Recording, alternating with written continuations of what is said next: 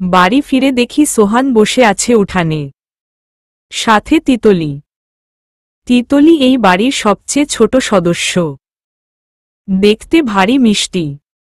শোভানের সাথে ওর খুব ভাব, পারলে গলা জড়িয়ে বসে থাকে সারাক্ষণ। সোহানেরও ওর সাথে থাকলে মনটা ভালো থাকে। আজ কি সব যেন গল্প করছে দুজন। তিতলি রোজ মাপে শোভানের ছোট চুলগুলো একদিনে কতটুকু বড় হয়। আমি যেতেই গল্প থামিয়ে আমার দিকে চাইল দুজন। তিতলি হঠাৎ জিজ্ঞেস করল, মামা তুমি কাকে বেশি ভালোবাসো বলো তো, আমাকে নাকি মামিকে? সোহান কিছুক্ষণ ঘুরে ঘুরে দুজনের দিকেই তাকাল, তারপর তিতলির গালে চুমু খেয়ে বলল, তোমাকে। তোমাকে মামিকে কে ভালোবাসবে? দেখো না কেমন পাগল পাগল দেখতে। তিতলি ভীষণ খুশি হয়ে মামাকে জড়িয়ে ধরল। পরক্ষণেই ছেড়ে দিয়ে দৌড় লাগালো ভেতরে, সবাইকে খবরটা জানাতে হবে।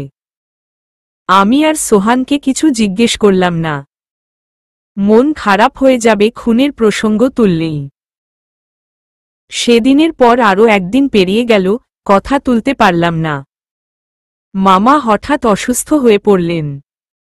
তাকে নিয়ে বাড়ির লোকের ছুটোছুটি, খারাপ অবস্থা।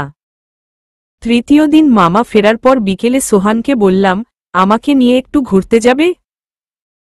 সে অবাক হয়ে জিজ্ঞেস করল, কোথায়? গ্রামেই।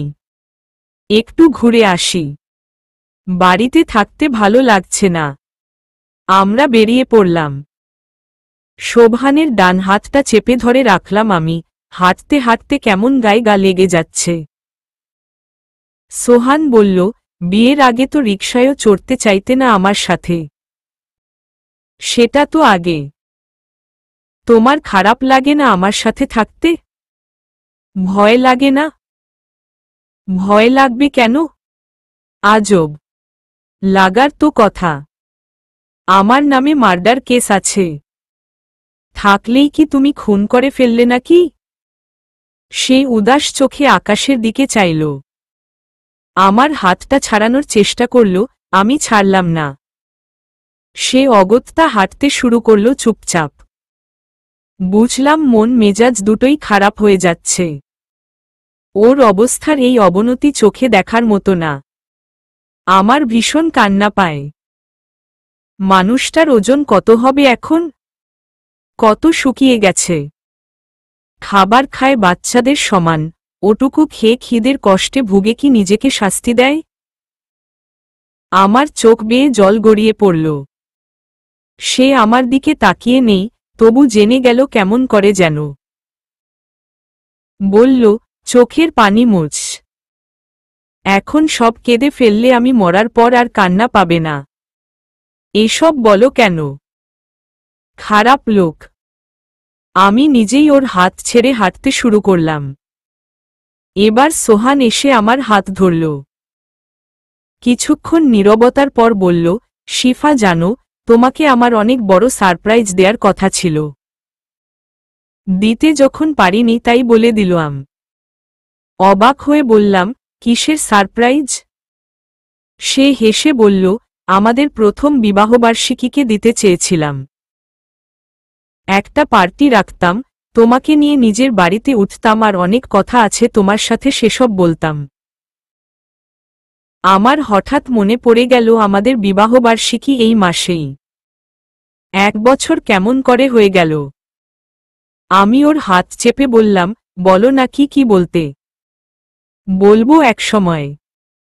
উহু এখনই। পরে শিফা। ধুর। সে কথা না বলে এগিয়ে গেল। প্রথম বর্ষার সময়টাতেও বৃষ্টি নেই। চারদিক খড়খড়ে শুকনো। হালকা বাতাস বইছে মাঝে মাঝে। কতগুলো ছেলেকে দেখা গেল স্কুল থেকে ফিরছে গল্প করতে করতে। হাসি ঠাট্টা মিলে সুন্দর নিশ্চিন্ত জীবন তাদের। সোহান বলল, একটা মজার কথা মনে পড়ল ওদের দেখে। কি কথা? আমাদের স্কুলে একটা স্যার ছিলেন ভীষণ কড়া, আবেদ স্যার। অঙ্ক করাতেন, পড়া না পারলে বা স্কুল পালালে এত মারতেন যে ছাত্ররা তার ভয়ে তটস্থ হয়ে থাকত সারাক্ষণ। একদিন স্যার অসুস্থ বলে স্কুলে আসেনি। সবাই খুব খুশি। আমি তখন পড়ি ক্লাস 9-এ। টিফিন পিরিয়ডের পর বন্ধুরা মিলে পালালাম, গেলাম সিনেমা দেখতে। হলো থেকে বের হয়েই আবেদ স্যারের সামনে পড়লাম, আমাদের মুখ হঠাৎ খেয়াল করে দেখলাম স্যারের পেছনে স্যারের বউ। স্যারও আমাদের দেখে ভ্যাবাচ্যাকা খেল, আমরাও। শেষে কেউ কারো সাথে কথা না বলে চুপচাপ চলে এলাম। সেদিনের কথা পড়ে স্যারও আর বলেনি, আমরাও না। আমি হেসে ফেললাম, স্যারও তার মানে স্কুল পালিয়েছিল। হ্যাঁ, তখন তো মনে মনে তাকে খুব বকেছিলাম নিজে ফাঁকিবাজি করে অন্যকে শাসন করতে আসে দেখে। এখন বুঝি স্যার হলে কি হবে, বউয়ের সাথে সিনেমা দেখতে যেতে ইচ্ছে তো করবেই। হি হি হি।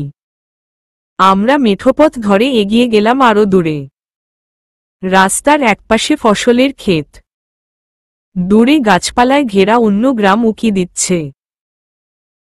রোদ তখনও আছে গাছের মাথায়। একটা মাঠের কাছাকাছি পৌঁছে দেখি কতগুলো ছেলে ক্রিকেট খেলছে। আমরা একটু দূরে ঘাসের ওপর বসলাম।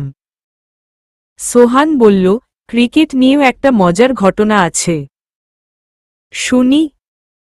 আমরা যে মাঠে ক্রিকেট খেলতাম তার পাশে ছিল এক বুড়ো খিটখিটে লোকের বাড়ি। তার বাড়িতে কোনোভাবে বল চলে গেলে সেটা আর ফেরত পাওয়া যেত না, তো সেদিন মাত্রই নতুন বল নিয়ে খেলতে শুরু করেছি। একজন প্রথম বলেই ছক্কা মেরে বল উড়িয়ে দিল। সেটা সোজা গিয়ে সেই বুড়োর জানালার কাঁচ ভেঙে ভেতরে ঢুকে গেল। আমরা ভয়ে শেষ। লোকটা বের হয়ে এলো তক্ষুনি। আমার দলের ছেলেরাও ততক্ষণে উধাও। কিন্তু আমি আর সেদিন পালালাম না। চুপচাপ দাঁড়িয়ে রইলাম সেখানে। বুড়ো এসে আমাকে প্রায় খেয়ে ফেলে।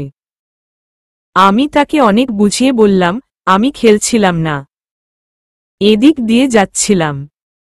খেললে কি আর পালাতাম না বলুন?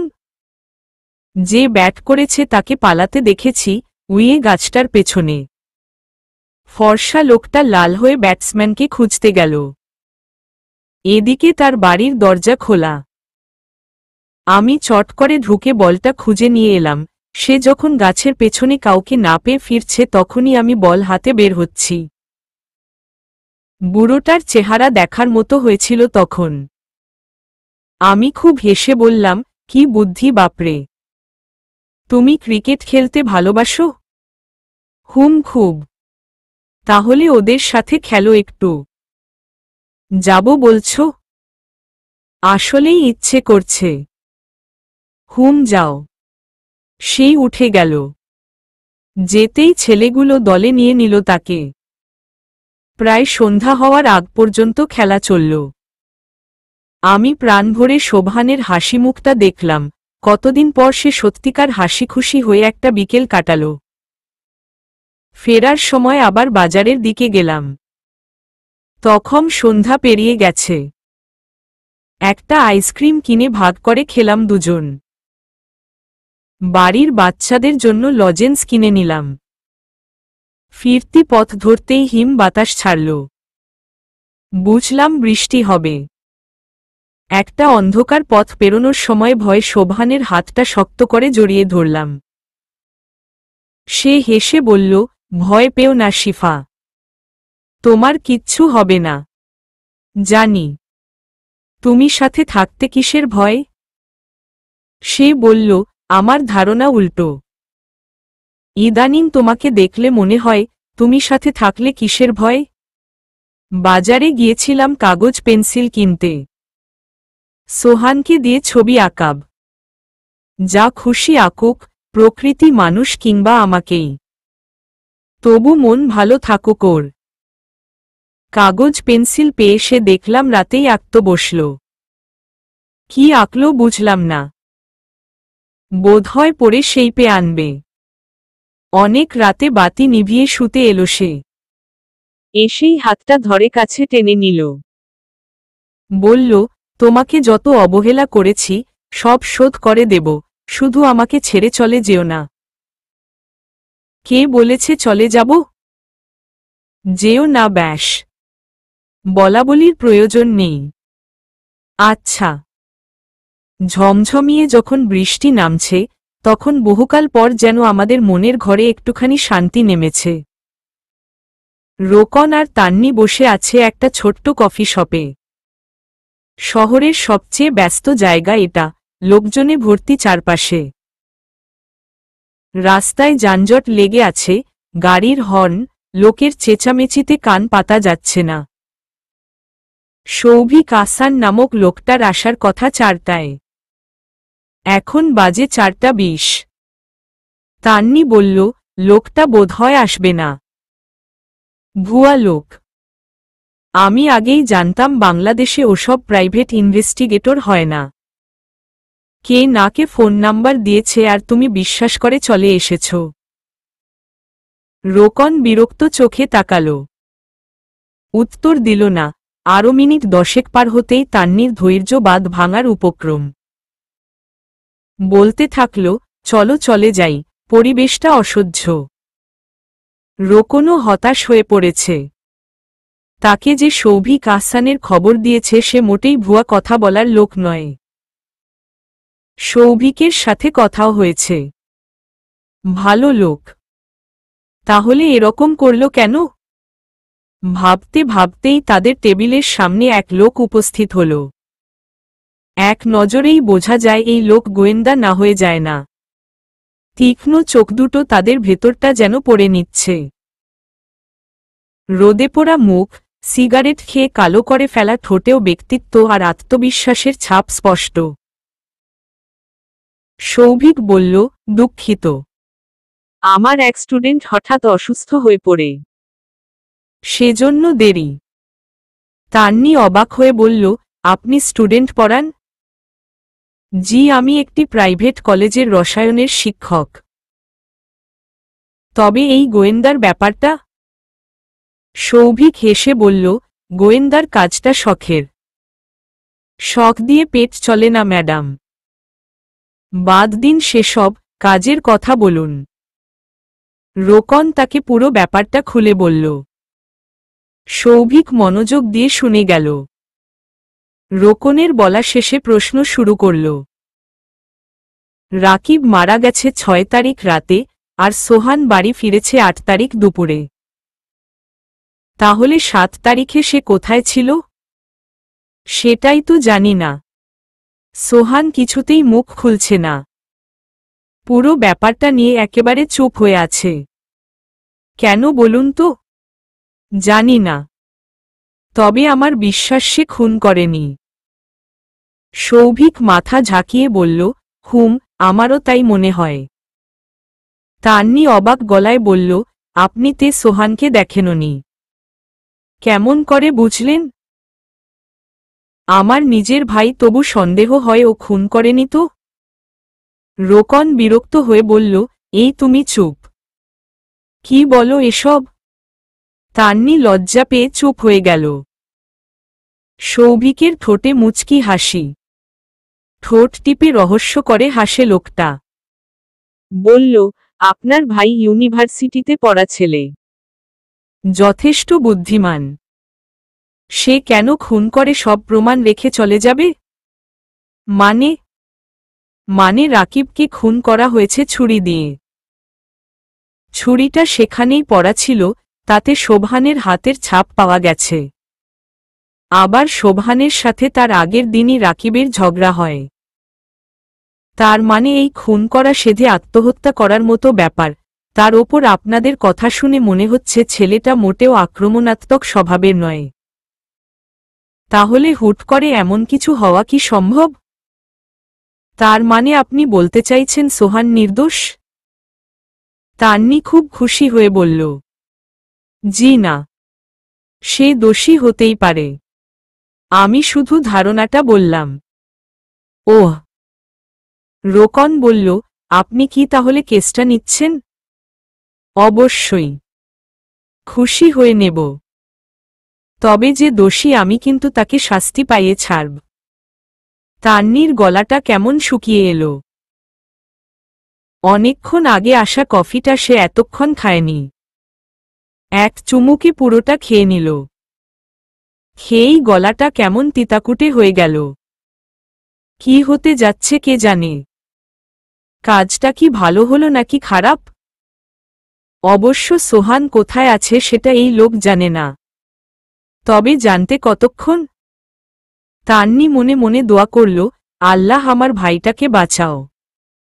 সে দোষী হোক নির্দোষ হোক, তাকে তুমি এবারের মতো ক্ষমা করে রক্ষা করো। পরদিন সন্ধ্যায় তান্নি আপু ফোন করল। একজন গোয়েন্দা নাকি পেয়েছে। তাও আবার কলেজের কেমিস্ট্রি টিচার। সেই লোক নিজেই নাকি খুব রহস্যময়ী। আরও হাবিজাবি বলল। মনে হলো তান্নি আপু নিজেও লোকটার ওপর অতটা ভরসা করতে পারছে না। আমারও চিন্তা হতে লাগলো কি হবে তাই নিয়ে। আপুকে জিজ্ঞেস করলাম, পুলিশ কি আর কোনো নতুন খবর পেয়েছে? আপু বলল, না তো। আর কিছু হয়নি এর মধ্যে। আমি স্বস্তির নিঃশ্বাস ফেললাম। স্নেহাকে মেসেজ দিয়ে তাহলে ভুল করে ফেলিনি। আজ সারাদিন সোহান আঁকাআঁকি নিয়েছিল। রাতে খেয়ে দিয়ে আরও ঘণ্টাখানেক ব্যয় করে আঁকা শেষ করল। মোট 5টা ছবি এঁকেছে। ছবিগুলো আমার হাতে দিয়ে বলল, দেখতে থাকো, আমি শাওয়ার নিয়ে আসি। হেসে ফেলে বললাম, যাও। চাপাকলের শাওয়ার। ও কিছু না বলে চলে গেল। আমি ছবি দেখতে শুরু করলাম। প্রথম ছবিটা মনে হলো না পাওয়ার গল্প। দুটো হাত। হাতের গড়ন দেখে বোঝা যায় হাত দুটো আলাদা দুটো মানুষের। একটা হাতে লাভ শেপের বেলুন ধরা, অপর হাতটাও বেলুনের দিকে বাড়ানো, তবে সে ধরতে পারেনি। দ্বিতীয় ছবিতেও দুটো হাত। দুটোই বেলুনের দিকে চেয়ে আছে, বেলুনটা উড়ে যাচ্ছে। তৃতীয় ছবিতেও যথারীতি দুটো হাত। দুটো পাঞ্জা লড়ছে। চতুর্থ ছবিতে হাত দুটো দুটো কাচের গ্লাস ধরে চিয়ার্স করছে। গ্লাসে পানীয়। পঞ্চম ছবিটা ভয়ানক। একটা হাত অন্য হাতে ছুরি ঢুকিয়ে দিয়েছে। আমি ঘামতে শুরু করলাম। বুকটা কাঁপছে। হাত দুটোর একটা কি কোনোভাবে শোভানের? আর অন্যটা যে খুন হয়েছে তার? রাকিবের? এই ছবিগুলোর মানে কি দাঁড়ায়? সোহানি রাকিবকে খুন করেছে। কিন্তু কেন? লাভ শেপের বেলুনটা দিয়ে আসলে কি বোঝাতে চাচ্ছে সোহান? সে কি তবে আমাকে সব জানানোর জন্য ছবি আঁকল? আমার মাথা ঘুরতে শুরু করল। সোহান ফিরে আমার অবস্থা দেখে বলল, কেমন এঁকেছি? এগুলো কি সত্যি? ছবি তো সত্যি হয় না, ছবির ভেতরের গল্পটা সত্যি। আমি আঁচলে মুখ ঢেকে কেঁদে ফেললাম। এতদিনের বিশ্বাসের কাচের বলটা গুঁড়ো গুঁড়ো হয়ে গেল। তাও আবার যাকে বিশ্বাস করেছিলাম তার হাতেই। সৌভিক কয়েকটা ছোট ছোট চিরকুটে গুরুত্বপূর্ণ বিষয়গুলো লিখে সামনে নিয়ে বসেছে। 1. রাকিবের সাথে শোভানের পূর্বশত্রুতা ছিল কি নিয়ে? 2. রাকিবের সাথে শোভানের কি নিয়ে ঝগড়া হয়েছিল? 3. ঝগড়ার পরেও রাকিব কেন সোহানকে নিজের ফ্ল্যাটে নিয়ে গিয়েছিল? 4. খুনের আসল মোটিভ কি? 5. রাকিবের চরিত্র কেমন ছিল? 6. রাকিবের মৃত্যুতে কার কি লাভ হতে পারে? প্রশ্নগুলোর উত্তর পেয়ে গেলে হয়তো কেসটা সলভ হয়ে যাবে। আপাতদৃষ্টিতে কেস যত সহজ মনে হচ্ছে তত মোটেও না। সবার আগে ওদের বিশ্ববিদ্যালয়ে খোঁজ নিতে হবে। সৌভিকের মনে পড়ল ওর এক স্টুডেন্ট সেখানেই পড়ে। নাম জিকো। সে জিকোকে ফোন করল। আসসালামু আলাইকুম স্যার। ওয়ালাইকুমুসসালাম। কেমন আছো জিকো? স্যার ভালো। আপনি কেমন আছেন? এই তো আছি।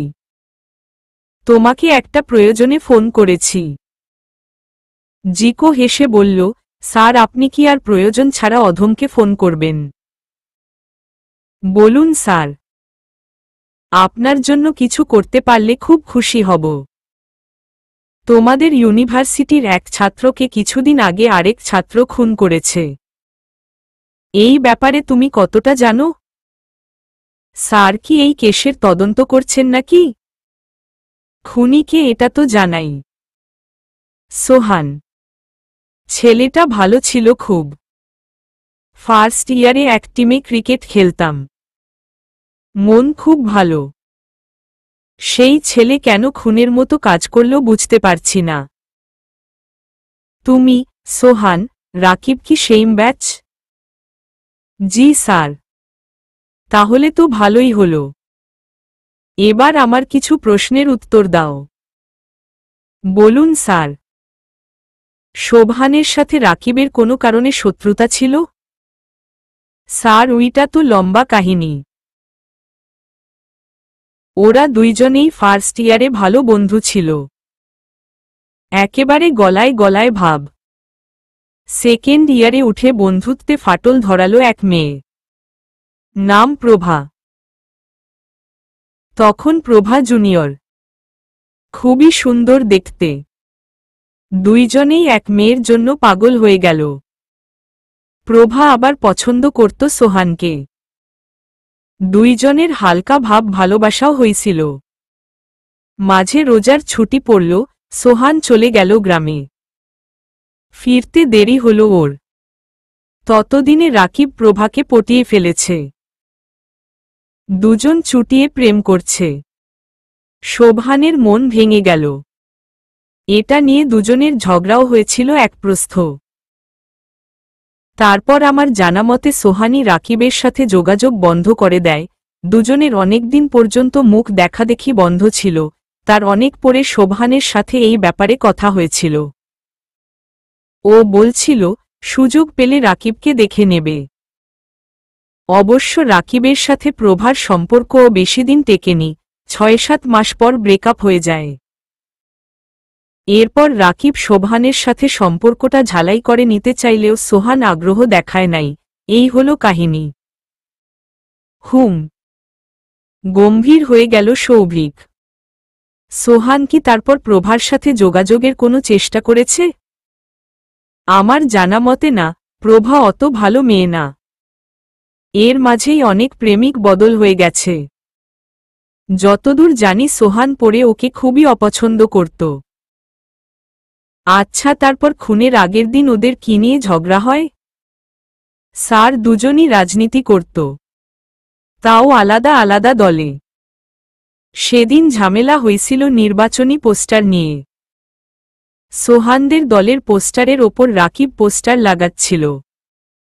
এই নিয়ে হালকা ঝগড়া থেকে একেবারে মারামারি পর্যন্ত চলে যায় ব্যাপারটা। ওহ, তারপর আর ওদের দুজনকে একসাথে দেখেছ? না স্যার। রাকিবের সম্পর্কে তুমি ঠিক কতটা জানো? স্যার রাজনীতি করত, তাছাড়া একটু বখাটে স্বভাবের ছিল বলে ওর সাথে তেমন সম্পর্ক ছিল না। তাই বেশি কিছু জানিও না।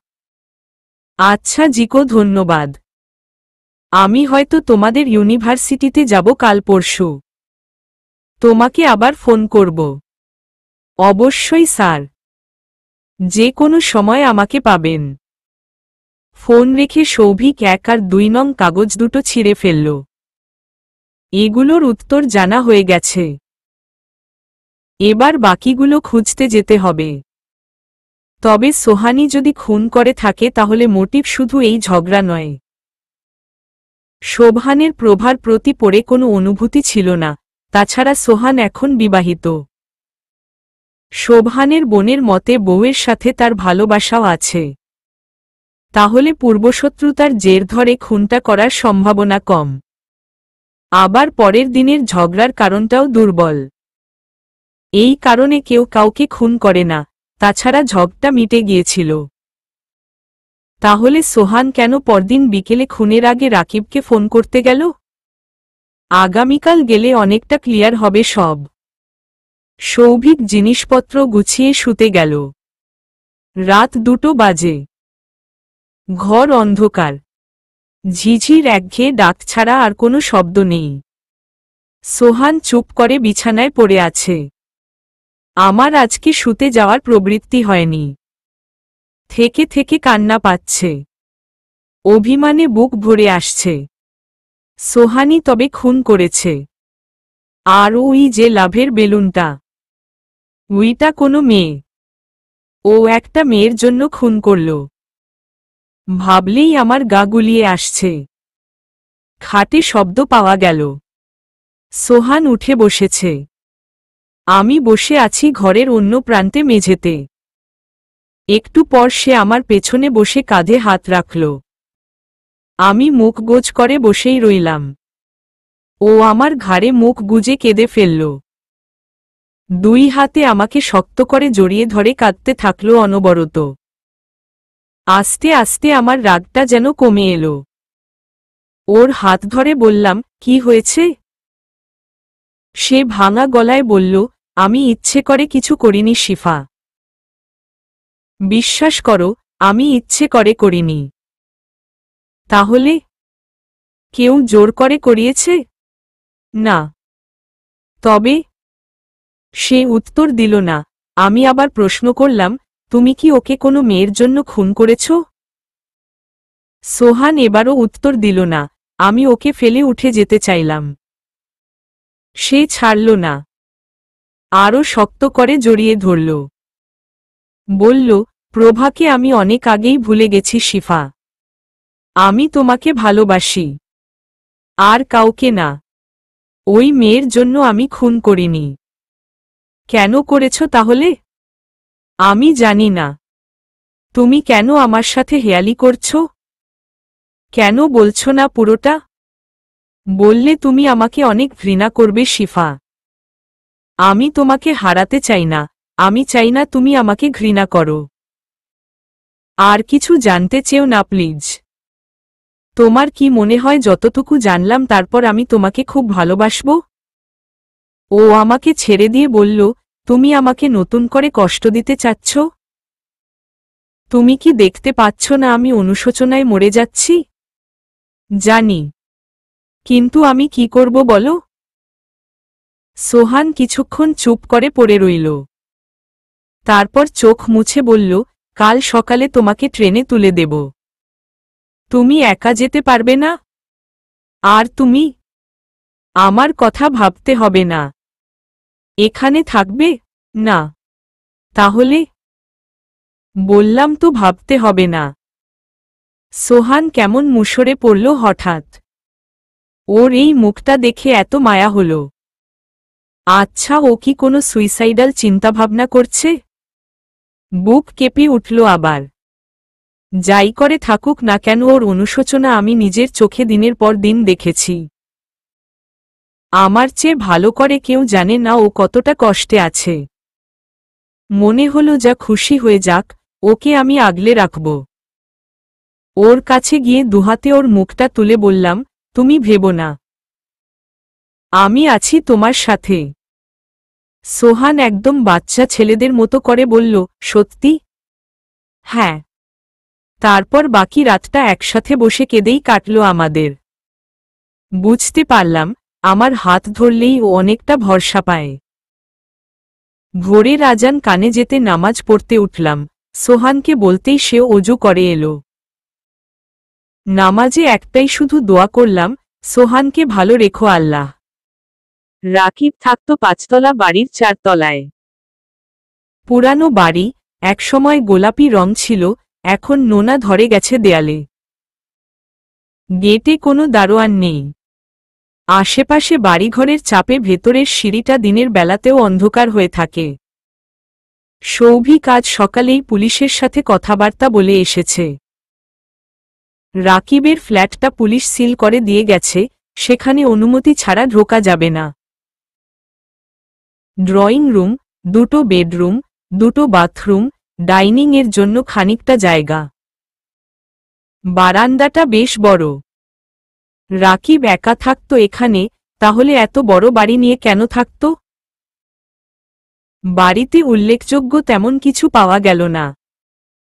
পুলিশ আগেই সব তন্ন তন্ন করে খুঁজে রেখে গেছে। সে ফ্ল্যাট থেকে বের হয়ে পাশের ফ্ল্যাটে কলিং বেল চাপল।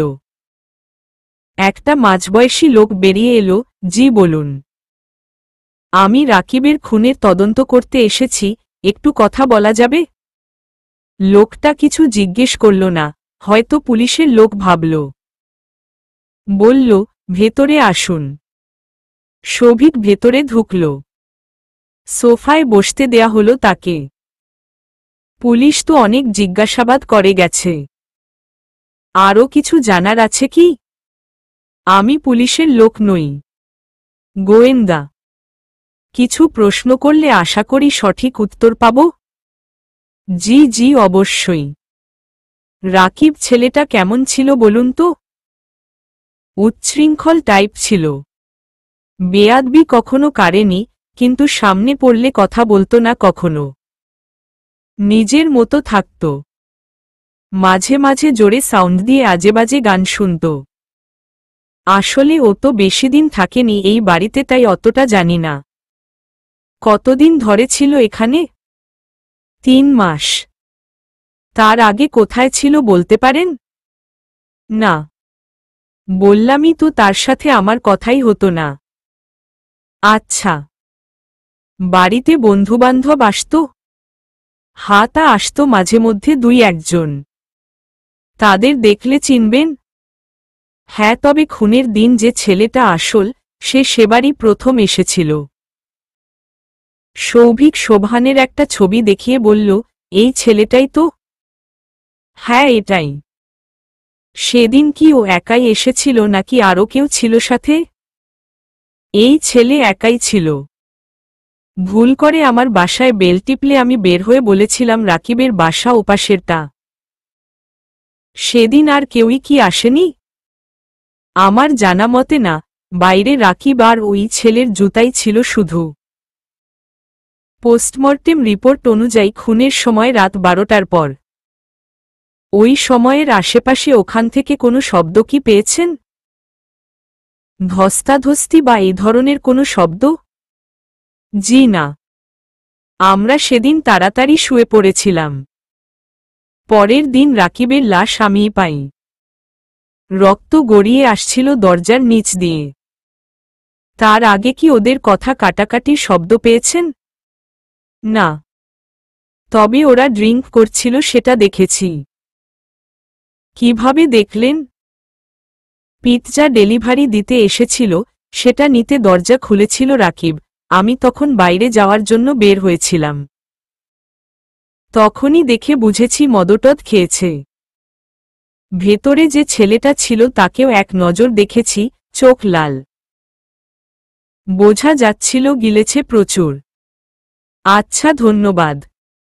উঠি এখন। বাড়ি থেকে বের হয়ে সৌভিক চলল ইউনিভার্সিটির দিকে। গেটে জিকোর সাথে দেখা। ভার্সিটির ক্লাস পুরোদমে চলছে। 2টো ছেলে শুধু নেই। একজন মরে গেছে, আরেকজন কোথায় কে জানে। সৌভিক বলল, রাজনীতির বাইরে পার্সোনালি রাকিবের সবচেয়ে ভালো বন্ধু কে ছিল? ঠিক বলতে পারবো না স্যার, কিন্তু ও যে কয়েকটা ছেলের সাথে চলত তাদের সাথে আলাপ করিয়ে দিতে পারবো। ওরা বোধহয় একসাথেই আছে, এ সময়ে টিএসসির দিকে থাকে। চলো সেখানেই। রাকিবের বন্ধুর দলকে পাওয়া গেল। জিকো জানালো, ইনি গোয়েন্দা। সাহায্য করলে তাদের বন্ধুর সুবিচার পেতে সুবিধা হবে। ছেলেগুলোকে আগ্রহী দেখা গেল। সৌভিক জিজ্ঞেস করল, আচ্ছা রাকিবের আচরণে কোনো ধরনের অস্বাভাবিকতা নজরে এসেছিল তোমাদের? কয়েকদিনের মধ্যে সবাই দেখা গেল একে অপরের মুখের দিকে চাইছে। একজন বলল, স্যার কয়েকদিনের মধ্যে না, বেশ অনেকদিন হলো রাকিব চেঞ্জ হয়ে গিয়েছিল। আগের মতো ছিল না। আগের মতো মানে কেমন? ও হতদরিদ্র পরিবারের ছেলে। কষ্ট করে চলত। হঠাৎ কি হলো, খুব টাকা পয়সা ওড়াতে শুরু করল। প্রথমে ভেবেছিলাম লটারি পেয়েছে বোধহয়, পরে দেখা গেল ওর লাইফস্টাইল পুরো চেঞ্জ। আমাদের সাথেও আগের মতো আন্তরিকতা ছিল না। এই পরিবর্তনটা কতদিন ধরে হয়েছে? এই ৩-৪ মাস হবে। ও বাসাও পাল্টেছে তাই না? আরেকজন বলল, হ্যাঁ, আগে আমরা একসাথেই থাকতাম মেসে। কয়েকদিন আগে বড় ফ্ল্যাট ভাড়া নিল, একাই মাস্তিতে থাকতে শুরু করেছিল। তোমাদের বলেনি এত টাকা কোথায় পাচ্ছে? না, আগে টিউশনি করত, শেষ দিনগুলোতে তাও ছেড়ে দিয়েছিল। রাজনীতি করে কি সে টাকা পেত? আরে না, ওদের দলের অবস্থা এমনিতেও খারাপ। আচ্ছা, তোমাদের কি মনে হয় খুনটা রাজনৈতিক কারণে হয়েছে? এই প্রশ্নে একেকজনের একেক রকম মতো পাওয়া গেল। কারো ধারণা রাজনৈতিক কারণে, কারো ধারণা শোভানের সাথে ব্যক্তিগত শত্রুতার জন্য। সৌভিক এবার শেষ প্রশ্নটা করল, তোমাদের সবাই কি শিওর খুনটা সোহান করেছে? সবাই খানিকটা চমকে একে অপরের মুখ চাওয়াচাওয়ি করল। শুধু একজন ক্ষীণ গলায় বলল, পুলিশ তো প্রমাণ পেয়েছেই। তবে আমার কেন যেন বিশ্বাস হতে চায় না। কেন? জানি না স্যার। সোহান আমার বন্ধু ছিল না, তবু ওকে ভালো লাগত। খুন করেছে কথাটা বিশ্বাস হয় না। আর রাকিব যে খুন হয়েছে সেটা নিয়ে আশ্চর্য হওনি? তা তো হয়েছেই। তবে একটা কথা কি, ও খুব বার বেড়েছিল। খারাপ যে কিছু হবে সেটা বুঝতে পারছিলাম, কিন্তু মরেই যাবে এমনটা ভাবিনি। ওর কি কোনো প্রেমিকা ছিল?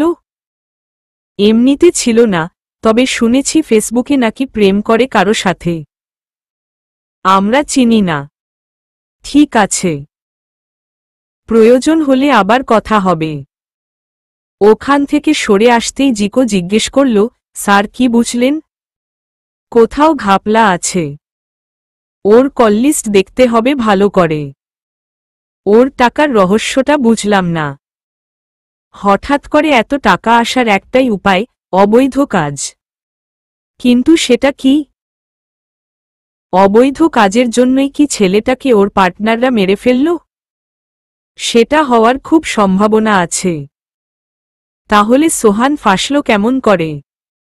সেদিনই ও ওই বাড়িতে গিয়েছিল। এত কাকতাল।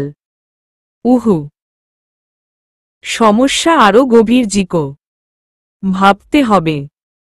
রাকিবের কেসটা রয়েছে ইন্সপেক্টর রবিউজ্জামানের হাতে।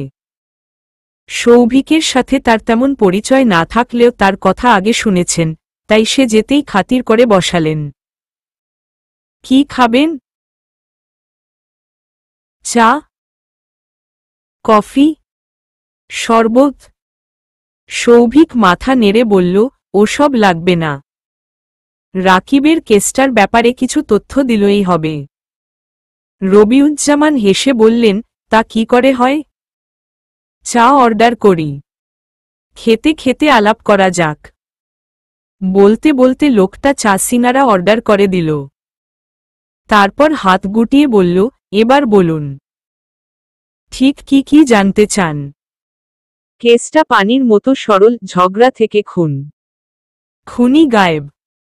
নতুন করে তদন্তের কি আছে তাই তো বুঝতে পারছি না। দেখুন, আমাকে বিশেষ একজন এই খুনের তদন্ত করতে বলেছে। তার ধারণা যাকে খুনি বলে সাব্যস্ত করা হচ্ছে সে খুনি হয়। এটা অন্য কারো কাজ। কিন্তু সব প্রমাণ উল্টো কথা বলে। এই কেস নিয়ে ভুল করলেন জনাব। হারার সম্ভাবনাই বেশি। তা হোক, আমি সত্যিটা বের করতে চাই। আপনাদের তদন্তের অনেক বিষয়ই ধোয়াটে। যেমন? রবিউজ্জামান রাগ করলেন না, বরং মনে হল বেশ কৌতুক বোধ করছেন। সৌভিক মৃদু হেসে বলল, খুনি কখনো এত আনাড়িভাবে খুন করে? মারল, চাকুটা রেখে গেল, মারার প্ল্যান করে এলো, ফোন করে, তার ওপর দুনিয়া শুদ্ধ মানুষ দেখল সে সেখানে আছে। তারপর খুন করে পালিয়ে রইল। একটা নিরেট মূর্খ যদি খুন করে সে চেষ্টা করবে ব্যাপারটা কিছুটা হলেও ধামাচাপা দিতে, তাই নাকি? আপনি কি জানেন তারা সেদিন ড্রিঙ্ক করছিল? আর নেশার ঘোরে ওরকম উল্টোপাল্টা কাজ অসম্ভব নয়। আচ্ছা, তাহলে নেশার ঘোরে ছেলেটা পালালো কেমন করে? আমি যতদূর জানি খুনের পরদিন সকালে সেই বাড়ির কলাপসিবল গেট তালা মারা ছিল। দোতলার বুড়ে নামাজ পড়তে বের হওয়ার সময় খুলেছে। সোহান খুন করে পালিয়ে গেল কোনো দিন দিয়ে? রাকিবের কাছে গেটের যে চাবি ছিল সেটা ওর ঘরেই পাওয়া গেছিল, তাই না? রবিউজ্জামান এবার একটু চিন্তিত সুরে বললেন, হতে পারে ওর কাছে ডুপ্লিকেট চাবি ছিল। তাহলে বলতে চাইছেন সোহান মারার প্ল্যান করে এসেছিল?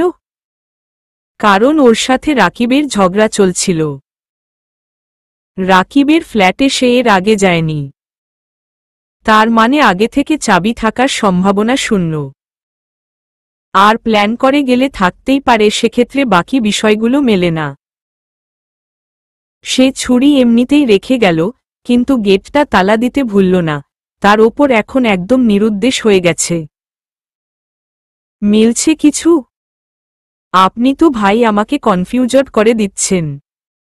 চাপ নেবেন না, আমি দেখছি এদিকটা। আপনি আমাকে সাহায্য করলেই হবে। হ্যাঁ বলুন, কি জানতে চান? চা সিঙ্গারা চলে এলো। সৌভিক একটা চায়ের কাপ তুলে নিয়ে চুমুক দিয়ে বলল, রাকিবের ঘর থেকে ছুরি ছাড়া সন্দেহজনক কিছু পাওয়া গেছে? রবিউজ্জামান রাকিবের কেস ফাইলটা বের করে দেখে নিয়ে বললেন, পাওয়া যাওয়ার মধ্যে একটা প্যাকেটে আধখাওয়া পিৎজা, 4টা শ্যাম্পেনের বোতল, ছুরি আর ভাঙা মোবাইল পাওয়া গেছে। সৌভিক উত্তেজিত হয়ে বলল, কার মোবাইল? রাকিবের। দেখে মনে হয় ইচ্ছে করে ভাঙা হয়েছে। আরেকটা বিষয় হলো ভেতরে মেমোরি কার্ড ছিল না। হতে পারে মেমোরি কার্ড ব্যবহারই করত না। এখনকার মোবাইলে অনেক স্টোরেজ থাকে। কিন্তু রাকিবের মোবাইলটা পুরানো মডেলের, তারপরেও না থাকতেই পারে। কিন্তু মোবাইল ভাঙার ব্যাপারটা খটকা লেগেছে। হতে পারে তাতে এমন কিছু ছিল যেটা খুনির ক্ষতি করতে পারত। তা ঠিক। আপনি কি জানতেন রাকিব ইদানিং খুব খরচা করছিল? সে ব্যাপারে খোঁজ নিয়েছি। ওর গ্রামের বাড়িতে লোক পাঠিয়ে খবর নিয়ে জেনেছি ওর বাবা কৃষক। ওর জন্য সেখান থেকে কোনো টাকাই আসে না। ও মাঝে মধ্যে টাকা পাঠায়, কয়েক মাসের মধ্যে নাকি পাঠায়নি। এখানে সে চলত টিউশনির টাকায়। সেসবও বন্ধ করে দিয়েছে, কিন্তু টাকার উৎস জানা যায়নি। সৌভিক বুঝতে পারল পুলিশ আসলে কেসটা নিয়ে অত মাথা ঘামাচ্ছে না।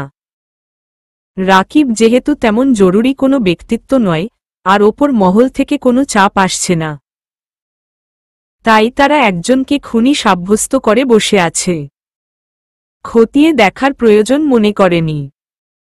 সৌভিক উঠে পড়ল। জিকোর ফোন এলো রাত 12টা 5। সৌভিক অবাকই হল। হ্যাঁ জিকো, বলো। সরি স্যার, এত রাতে ফোন করার জন্য। আসলে একটা বিষয় না জানিয়ে পারছিলাম না। কি বিষয়? স্যার, রাকিবকে অনলাইন দেখাচ্ছে। কি? কেমন করে সম্ভব? হতে পারে আইডি হ্যাক হয়েছে। আমি খুব আশ্চর্য হয়েছি স্যার। হঠাৎই দেখি ওর আইডির পাশে সবুজ সাইন জ্বলছে। আপনাকে জানানো দরকার মনে হল। খুব ভালো করেছে। মেসেজ টেসেজ দিও না। দেখো কতক্ষণ থাকে। জি স্যার। আর যে কাজটা তোমায় দিয়েছিলাম সেটা হয়েছে? প্রায়। কাল সকালে পেয়ে যাবেন। ঠিক আছে। সকাল সকাল জিকোর মেইল এলো। সৌভিক এমনিতে দেরিতে ওঠে, আজ দ্রুতই উঠেছে। মেইলটা সে কয়েকবার পড়ল। রাকিবের বন্ধুদের জানামতে গত 3 মাসে তার দিনের রুটিন। নিয়মিত ক্লাসে আসত। ক্লাস শেষে ওদের দলের মিটিং থাকত, সেখানে সময় দিত। বিকেল শেষে বের হয়ে যেত ক্যাম্পাস থেকে। তারপর তাকে বেশিরভাগ সময় পাওয়া যেত ক্লাবে। মাঝে মধ্যে বন্ধুদের সাথে আড্ডা দিত, তবে সেটা গত 3 মাসে হাতে গোনা কয়েকবারই হয়েছে। ক্লাবেই বেশি সময় কাটাতে শুরু করে। বড়লোকদের ক্লাব, গেলেই খরচা, তাই সবাই যেতে পারে না। ওর কাঁচা টাকা হয়েছিল, তাই হাওয়া বদলাতে সেখানে যাওয়া হতো নিয়মিত। এই জিকোটা আধখেচরা কাজ করছে। অবশ্য ওর দোষ নয়। খুঁটিনাটির দিকে আজকালকের ছেলেমেয়েরা কম নজর দিচ্ছে। সে ফোন করল জিকোকে। তুমি এত কিছু লিখলে, ক্লাবের নাম লেখনি কেন? ওফ সরি স্যার, মনে ছিল না। ক্লাবের নাম রিয়েল ক্লাব। ঠিকানা আমি আপনাকে মেসেজে দিচ্ছি। আপনি কি সেখানে যাবেন? ভাবছি যাব। আমিও কি যাব স্যার? না, তোমার সহপাঠীরা কেউ থাকলে চিনে ফেলবে। আমি একাই যাব। আচ্ছা স্যার। ফোন রেখে মুচকি হাসল সৌভিক। জিকোর হয়তো ক্লাবে যাওয়ার খুব ইচ্ছে। বেচারার যাওয়া হল না। শিফার কথা। আমি আর খুনের ব্যাপারে শোভানের সামনে কোনো কথাই তুললাম না। এমনভাবে ব্যবহার করতে থাকলাম যেন ওই ঘটনা পৃথিবীতে ঘটেইনি। শোভানের সাথে ঘুরতে যাই, হাসি ঠাট্টা করি, উল্টোপাল্টা কথা বলে রাগ করিয়ে দেবার চেষ্টা করি, বাড়ির বাচ্চাদের নিয়ে রোজ রাতে খেলতে বসি। সন্ধ্যায় পড়াশোনা শেষে সবাই মুখিয়ে থাকে খেলার সময়টার জন্য, সোহানো। মাঝে মাঝে বিকেলে ও গ্রামের ছেলেদের সাথে ক্রিকেটও খেলতে যায়। গতকাল অবশ্য সারাদিন বৃষ্টি হয়েছিল, ফুটবল খেলে এসেছে। ওর চেহারা আগের চেয়ে ভালো হচ্ছে। আমি ভরসা পাচ্ছি।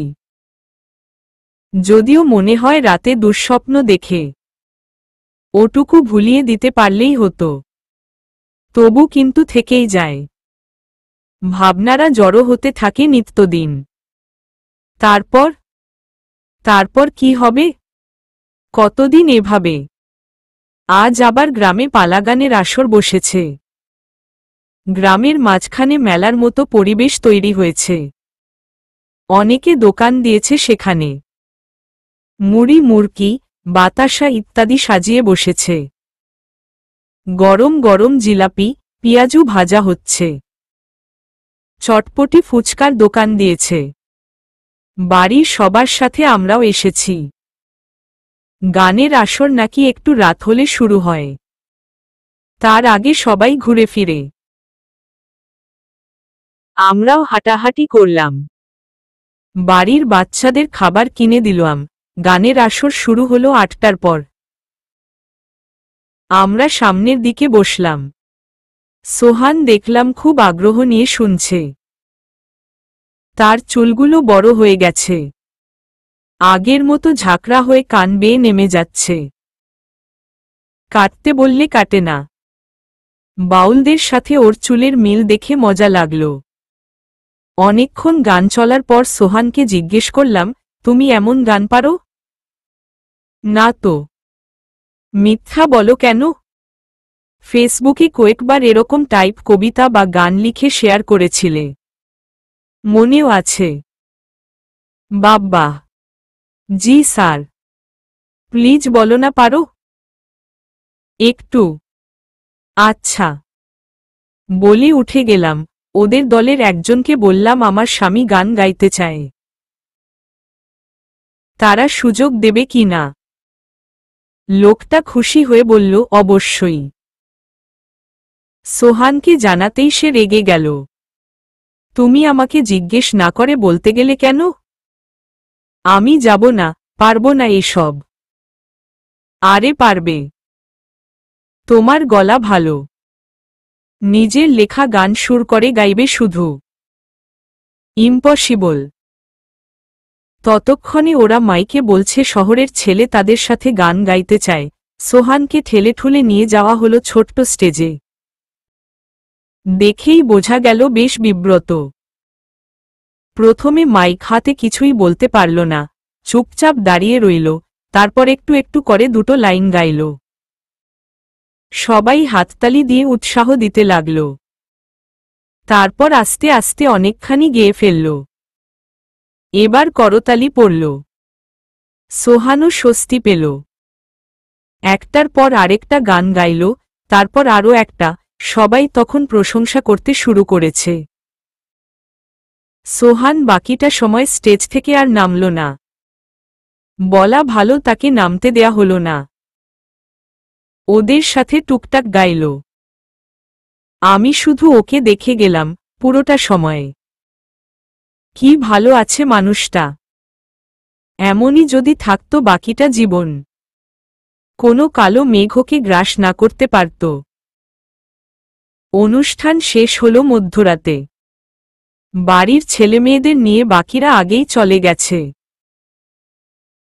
আমি আর সোহান পেছনে পড়লাম। রাত শেষের দিকে তখন গ্রামের মেঠোপথ পাড়ি দিতে দিতে তারাভরা আকাশের নিচে ওর হাত ধরে হাঁটতে হাঁটতে মনে হচ্ছে স্বপ্ন দেখছি, নয়তো পৃথিবীটা স্বপ্নলোকে পরিণত হয়েছে। কি প্রশান্তি প্রতিটা নিঃশ্বাসে। সোহান গুনগুন করে গান গাইছে তখনও, চাতক প্রায় অহর্নিশি। একসময় গান থামিয়ে বলল, একটা কথা বলবো। বলো। আপুর বাড়িতে তোমরা যেদিন প্রথম এসেছিলে তোমাকে দূর থেকে দেখেছিলাম।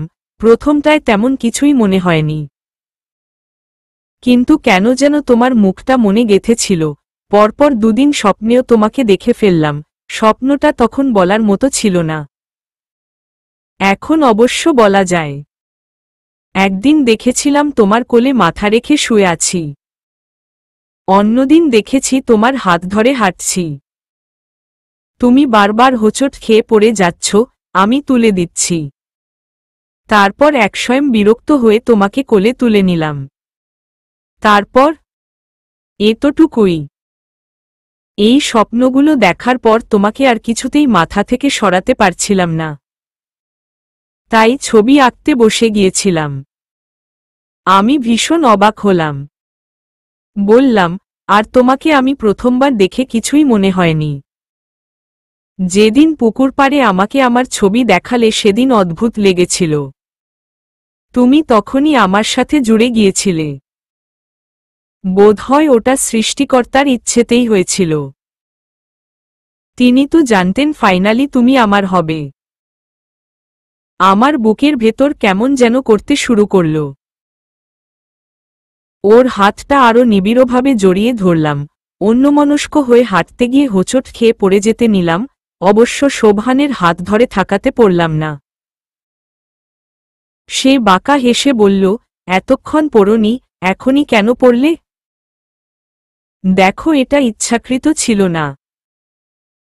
বলতে বলতে আবারও পড়তে পড়তে বাঁচলাম। সে হো হো করে হেসে আমাকে কোলে তুলে নিল। আমার মনে হতে লাগল পৃথিবীর সব সুখ এই গ্রামে আমাদের কাছে জড়ো হয়েছে। সকালবেলা সোহান খেয়ে দিয়ে কোথায় যেন বের হয়েছে, আমি ঘর গোছাচ্ছি, এমন সময় ফোনটা বেজে উঠল। অচেনা নম্বর, আমার ভয় হতে লাগল। এই নম্বরটা তো বাইরের কেউ জানে না। তাহলে কেউ কি ফাঁদে ফেলার চেষ্টা করছে? আমি ধরলাম না। মিনিট 2 পর আবার সেই নম্বর থেকে কল। এবারও ধরলাম না। তৃতীয়বারের বার রিং বাজলে দেখলাম এবার তান্নি আপুর ফোন। আপু বলল, তোমার কাছে একটু আগে ফোন এসেছে কোনো? হ্যাঁ। কে ওটা? চেনো? সৌভিক আহসান। উইয়ে যে সোবহানের কেসটা তদন্ত করছে, ওর সাথে নাকি কথা বলবে। আপু আমি অনেক কষ্টে সোহানকে স্বাভাবিক করেছি। ওকে এসব আর মনে করিয়ে দিও না। আরও কাউকেই কিছু বলবে না। কথা বলে লাভ নেই। তুমি ওনার সাথে কথা বলো। সোহান আছে আশেপাশে? না। আচ্ছা। উনি আবার ফোন করলে ধরবে, কথা বলবে। বলে ফোনটা কেটে দিল আপু। একটু পরেই সৌভিক আহসানের ফোন এলো। ধরলে বললেন, মিসেস শিফা? জি বলুন। সোবহানের সাথ কথা বলা যাবে? সরি, ও এখানে নেই। আর ও আপনাকে কিছু বলবে না। শুধু শুধু কথা বলে লাভ নেই। আপনি দিয়েই দেখুন। আমি দেব না। সে অনেক ডিপ্রেস ছিল, এখন একটু স্থির হয়েছে। ঘটনাটা মনে করিয়ে দিল আবার ভেঙে পড়বে। আপনি কি বুঝতে পারছেন ব্যাপারটা? আর তাছাড়া কি? আপনার তদন্ত করতে হবে না। বোধহয় লাভ নেই কোনো। কে বলল লাভ নেই? আপনার কি ধারণা সোহানি খুনটা করেছে? আমি কিছু জানি না। উনি সান্ত্বনার সুরে বললেন, আচ্ছা আপনি ভেঙে পড়বেন না। ওনার সাথে কথা না হয় না বললাম। আপনি কিছু বলুন। আমি কেসের শেষ দেখে ছাড়ব। সেক্ষেত্রে আপনারা কোঅপারেট করলে ভালো হয়। 80% চান্স আছে সোবহানের খুনি না হওয়ার। কি হো? আমি উঠে দাঁড়িয়ে পড়লাম। আপনি শিওর?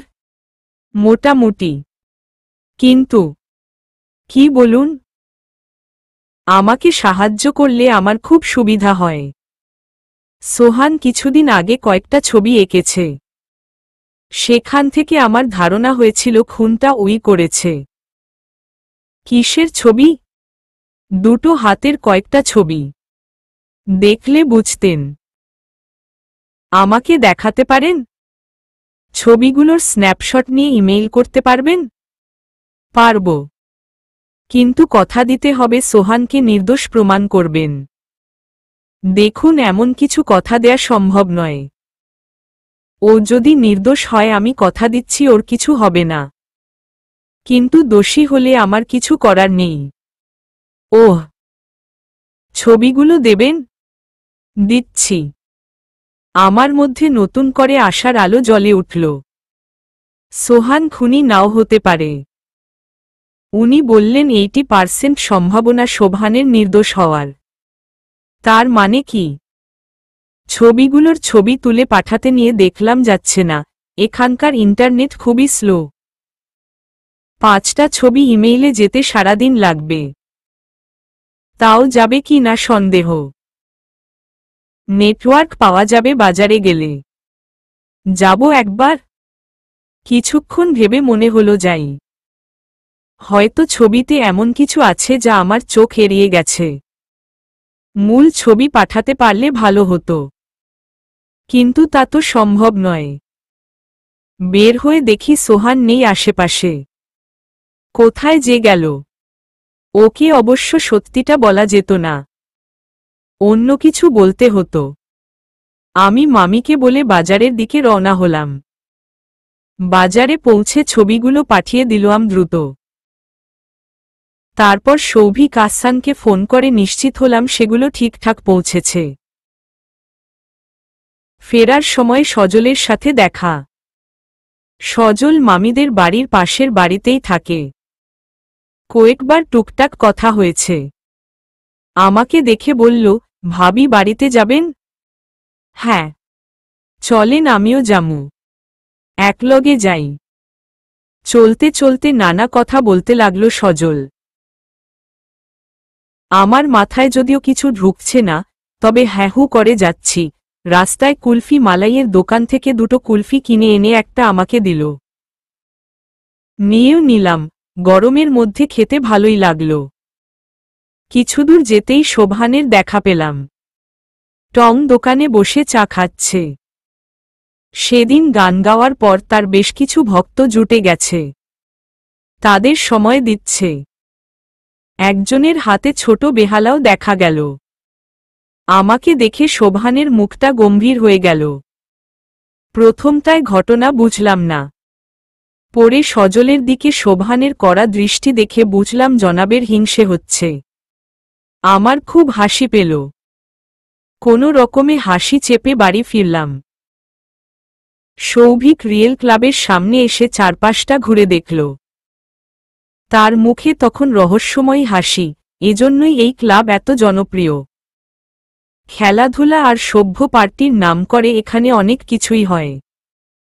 রাত যত বাড়ে পরিবেশ তত মাতাল হতে থাকে। এসবই জেনে এসেছিল সে। কিন্তু ক্লাবের পাশেই যে আবাসিক হোটেল আছে তা তো কেউ বলেনি।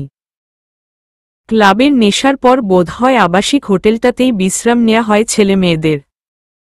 দারুণ ব্যবস্থা। ভেতরে ঢুকল সৌভিক। এখন রাত 10:15 বাজে। ক্লাবে ভিড়। একপাশে অ্যালকোহলের পসরা সাজানো। ছেলেমেয়েরা নাচছে, গাইছে, একে অপরের ওপর ঢুলে পড়ছে। সৌভিক ঢুকতে গিয়ে বাধা পেল, নাম এন্ট্রি করে ঢুকতে হবে। সে তার নাম লিখল জাহিদ হাসান, মনে মনে খুশি হল সিস্টেমটা দেখে। এখান থেকে তথ্য পাওয়া যেতে পারে। সে ম্যানেজারকে বলল, খাতাটা একটু দেখা যাবে? না, নিয়ম নেই। একটু দেখব, জরুরি দরকার। কি দরকার শুনি? সৌভিক গলা নামিয়ে বলল, আমার বন্ধু কিছুদিন আগে এসেছিল আমার বউকে নিয়ে। বাড়িতে মিথ্যে বলে এসেছিল ও। আমি পেছনে থেকে দেখেছি, এখন এটা দেখলে শিওর হতে পারতাম। লোকটা বিরক্ত হয়ে খাতাটা সামনে থেকে সরিয়ে ফেলে বলল, হবে না। সরি। সৌভিক চলে গেল ভেতরে। নৃত্যরত ছেলে মেয়ে এড়িয়ে কোনার একটা টেবিলে গিয়ে বসল।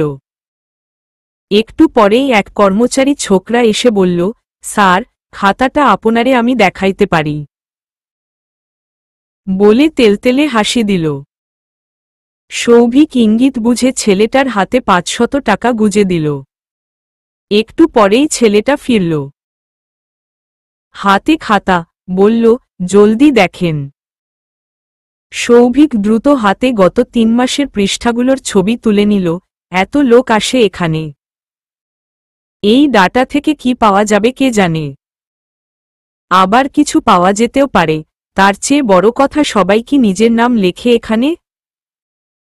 সে ছেলেটাকে রাকিবের ছবি দেখিয়ে বলল, একে চেনো? ছেলেটা ঠোঁট উল্টে বলল, কত মানুষ আসে, সবাইরে কি আর চিনা যায়? তয় সে আসছে এইটা কইতে পারি। মুখ চিনা। ওর সাথে আর কে আসতো জানো? না। ছোকরাটা চলে যেতেই চিন্তায় ডুব দিল সৌভিক। চারপাশে ঘুরে ফিরে দেখতে লাগলো তার চোখ দুটো। হঠাৎ তার সামনে একটা কমবয়সী মেয়ে এসে বসল। বোধহয় কলেজে পড়ে। উগ্র সাজগোজ, সংক্ষিপ্ত পোশাক। মেয়েটা ওর দিকে চেয়ে ভুরু তুলে বলল, তুমি নতুন এসেছ? সৌভিক যথাসম্ভব মার্জিত ভঙ্গিতে বলল, হ্যাঁ। তাই তো বলি, আমি সব্বাইকে চিনি। তোমাকে নতুন মনে হলো তাই আলাপ করতে চলে এলাম। আমি খুব মিশুক বুঝলে। আমার মতো কেউ আলাপ করতে আসবে না। মেয়েটার কথাবার্তার ভঙ্গি অতিরিক্ত মাত্রায় ন্যাকামিতে পরিপূর্ণ। তাই বুঝি। তুমি কোনো ক্লাসে পড়ো? এই, তুমি কি টিচার? তোমাকে দেখে টিচার টিচার মনে হচ্ছে। দেখো, পড়াশোনার কথা বলবে না।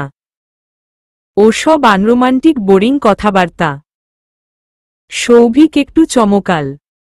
মেয়েটা বুঝল কি করে সে টিচার। বোধহয় শিক্ষকদের চেহারায় তেমন ছাপ থেকে যায়। মেয়েটা তার ছাত্রীর মতোই, অথচ কেমন করে কথা বলছে। তাও আবার তুমি করে। সে বলল, আচ্ছা বলবো না, যাও। তুমি কি প্রতিদিন আসো? না। তবে সপ্তাহে একদিন না আসলে আমার চলেই না। আম্মু পাপা ঝামেলা না করলে প্রত্যেকদিন আসতাম জানো। ওরা দুজন কিচ্ছু বুঝতে চায় না। এই বয়সে একটু মাস্তি না করলে চলে বলো? তারা সপ্তাহে একদিন আসতে দেয়? মেয়েটা খিলখিল করে হেসে বলল, ধুর, আমি তো মিথ্যা কথা বলে আসি। আজকে বলেছি সারার জন্মদিন। এক এক দিন এক এক বাহানা বানাতে হয়। আমি আবার বাহানা এক্সপার্ট। যদিও ওরা বোঝে, কিন্তু আমাকে আটকাতে পারলে তো। সৌভিকের ভারী আফসোস হল ওর বাবা মায়ের জন্য। ঠিকভাবে ছেলে মেয়ে মানুষ না করতে পারলে এমন তো হবেই। সে বলল, আচ্ছা, আমার এক বন্ধুকে খুঁজতে এসেছি, কিন্তু পাচ্ছি না। তুমি যে বললে সবাইকে চেনো, ওকে দেখো তো চিনতে পারো কি না? সৌভিক মেয়েটাকে রাকিবের ছবি দেখালো। মেয়েটা দেখেই বলল, চিনি। আমার পেছনেও ঘুরেছে কয়েকদিন। আমার টাইপ না। ওহ, ওর সাথে কার বেশি খাতির ছিল? মেয়েটা হাত উল্টে বলল, কে জানে। ও হ্যাঁ, ওরই তো ফ্রেন্ড। উফ, কি হ্যান্ডসাম ছেলেটা। মেয়েটা কয়েক মুহূর্ত স্বপ্নের ঘোরে রইল। সৌভিকের ডাকে ঘোর ভাঙলে বলল, তোমার বন্ধুর আরেকটা বন্ধু আছে, খুব হ্যান্ডসাম। আমাকে পাত্তা দেয় না, একটা মেয়ে নিয়েই পড়ে থাকে। হোটেলেও যায় ওর সাথে, জানো? সেই ছেলেটা আজ এসেছে? না গো, গত সপ্তাহেও দেখিনি। কোথায় যে গেল? আর ও যে মেয়েটার সাথে থাকত সে?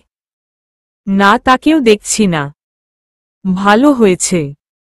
ওই মেয়েকে দেখলে আমার গা জ্বলে। ওহ, এই তুমি কি আমার সাথে নাচবে? অনেক বকবক করেছ। আমার মাথাটা একদম খেয়ে ফেলেছ। এসো, নাচবে। আমাকে একটা ড্রিঙ্কও কিনে দেবে। সৌভিক ছাড়ানোর চেষ্টা করছে, এদিকে মেয়েটা নাছোড়বান্দা। হাত ধরে টানাটানি শুরু করেছে। সৌভিক অগত্যা উঠল। মেয়েটাকে একটা ড্রিঙ্ক কিনে দিয়ে বলল, অন্য কারো সাথে নাচো প্লিজ। মেয়েটা আর জোরাজুরি করল না। ওর কানের কাছে মুখ এনে বলল, বুঝেছি। তোমার গার্লফ্রেন্ড আসবে তাই না? ওকে, এনজয়। সৌভিক নিজের জায়গায় ফিরে এলো। গার্লফ্রেন্ড শব্দটা শুনেই অরণির কথা মনে পড়েছে। অরণিও তো কলেজে পড়ে। এরকম কিছুর সাথে আবার জড়িয়ে না যায়। অবশ্য মেয়েটা এই ধরনের নয়। তবু একবার সাবধান করে দেয়া দরকার। সৌভিক চলে গেল তুলনামূলক কম শব্দের জায়গায়। ফোন করল অরণিকে। সৌভিকের সারাটা জীবন কেটেছে একা একা। এবার এই মাঝবয়সে এসে প্রেমে পড়ার মতো আদিক্ষেতা তাকে মানায় না। তাও কেমন করে যেন অরণি নামক বাচ্চা মেয়েটার সাথে জুড়ে গেল। আগ্রহ অরণিরই ছিল, বয়সে ছোট হলেও অনেক ম্যাচিউরড। সৌভিককে পাগলের মতো ভালোবাসে। সেও মেয়েটাকে এড়াতে পারে না। দেখা সাক্ষাৎ কম হলেও ফোনে কথা হয় নিয়মিত। তারা অবশ্য অঘোষিত প্রেমিক প্রেমিকা। সৌভিক কখনো অরণিকে তার ভালো লাগার কথা জানায়নি। অরণি ফোন ধরে বলল, হঠাৎ মেঘ না চাইতেন জল? হুম। কি করো? পড়ছি। কালকে বায়োলজি ফার্স্ট পেপার পরীক্ষা। Huge syllabus. একটা কথা জিজ্ঞেস করতে ফোন করলাম। বলুন জনাব। আমি তো জানতামই শুধু আমার খবর নিতে আপনি ফোন করবেন না। কথাটা আপনার খবর সম্পর্কিতই ম্যাডাম। তুমি কি কোনো নাইট ক্লাবে বা এরকম কোথায় গেছো কখনো? অরণি হেসে বলল, কেন বলো তো? আমাকে দেখে সেরকম মনে হয়? না। তাও নিশ্চিত হতে চাইছি। না, যাই না। আমি কি পাগল নাকি? আমার বন্ধুরা কেউই যায় না। ক্লাসের একটা মেয়ে যেত। তাও যা কেলেঙ্কারি। কি হয়েছিল? আরে ওর বয়ফ্রেন্ডের সাথে যেত। মাঝে মাঝে রাত কাটাতো। কে যেন সেসব ভিডিও করে ব্ল্যাকমেইল করতে শুরু করে। ও তো আর অত টাকা দিতে পারেনি। তারপর সেই ভিডিওগুলো ইন্টারনেটে ভাইরাল করে দিয়েছিল। মেয়েটা না পেরে সুইসাইড করতে গিয়েছিল, অবশ্য করতে পারেনি। অনেক সাপোর্ট পেয়েছে সবার, এখন সারভাইভ করে গেছে। সৌভিকের মাথায় হঠাৎই খেলে গেল শব্দটা ব্ল্যাকমেইল। ক্লাবে আসা আর টাকা কামানোর সাথে এই শব্দটাই সবচেয়ে বেশি এপ্রোপ্রিয়েট। অরণি আরও কি কি যেন বলছিল, সৌভিকের কানে গেল না কিছু। ফোন রাখার আগে বলল, thank you Arani, I love you. ও পাশে অরণি ভ্যাবাচ্যাকা খেয়ে মোবাইলের দিকে তাকিয়ে রইল। সে এখনও নিজের কানকে বিশ্বাস করতে পারছে না সৌভিক সত্যি তাকে ওই কথাটা বলেছে। সকালে উঠেই সবার আগে মোবাইল চেক করল সৌভিক। এসেছে জিকোর মেসেজ। সৌভিক গতকালকের ক্লাবের রেজিস্ট্রি খাতার ছবিগুলো ভালোমতো দেখেছে। রাকিবের নাম আছে, যেখান থেকে তার আশেপাশের নামগুলো জিকোকে পাঠিয়েছে। যদি সেখানে তাদের ইউনিভার্সিটির কেউ থাকে তাহলে যেন সে জানায়। জিকো বলেছে রাতেই দেখবে। সকালে তাই মেসেজটা দেখে খুশি হল সৌভিক। কিছু যেন পায় এই দোয়া করতে করতে মেসেজটা ওপেন করল। ইউনিভার্সিটির দুজনের নাম পেয়েছি স্যার, ওরা একই সাবজেক্টে পড়ে, শাহেদ আরেফিন আর প্রীতি সাহা। সৌভিক মুচকি হাসল। গতকালকের মেয়েটার বক্তব্য অনুসারে রাকিবের হ্যান্ডসাম বন্ধু তার গার্লফ্রেন্ড নিয়ে ক্লাবে যায়, এটাই কি সে? খাপে খাপে মিলে যাচ্ছে। সে জিকোকে ফোন করে বলল শাহেদ আর প্রীতির সব খবর তাকে দিতে। এবার শিফার পাঠানো ছবিগুলো নিয়ে বসতে হবে। গতকাল সময়ই পাওয়া যায়নি। চলবে।